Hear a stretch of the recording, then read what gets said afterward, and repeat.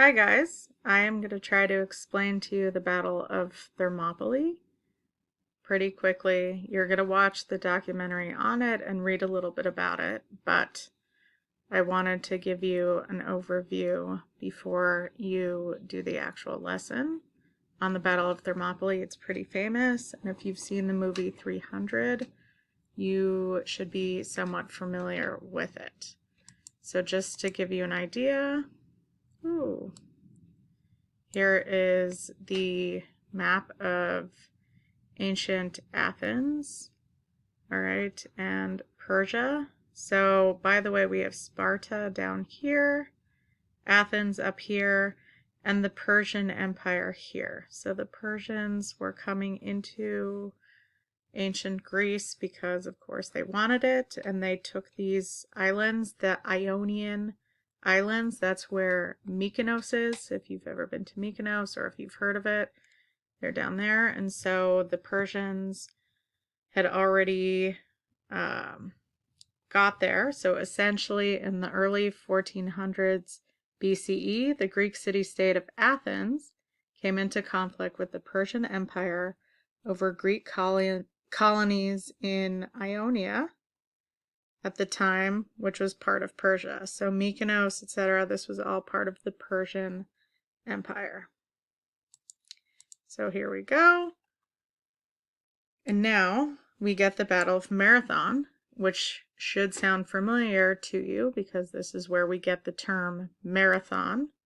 All right. So after Athens sent aid to Greeks living in Ionia, right, those were the islands, the Ionian islands, such as Mykonos, the Persian Emperor Darius decided to invade Athens. Okay. And so then we have some images of what the conflict looked like and the fighting, and you're going to see this recreated in the documentary that you watch. Okay, you're going to see these exact same soldiers. And then in this battle, the Persians and the Greeks clashed at a town called Marathon. All right. The Persians were defeated, so they lost, which was unexpected as they outnumbered the Greeks. So there were many more Persians than there were Greeks.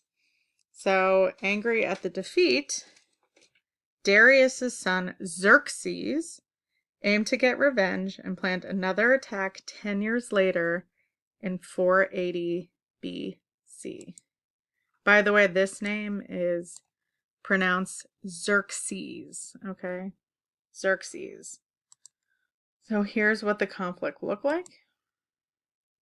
And then we get the Battle of Thermopylae, which was the battle 10 years later. Okay. So in one of the initial battles of the second invasion, a huge Persian force fought against a much smaller group of Spartans who were trying to help Athens. So at this time, the Spartans were looking out for the Athenians. Okay.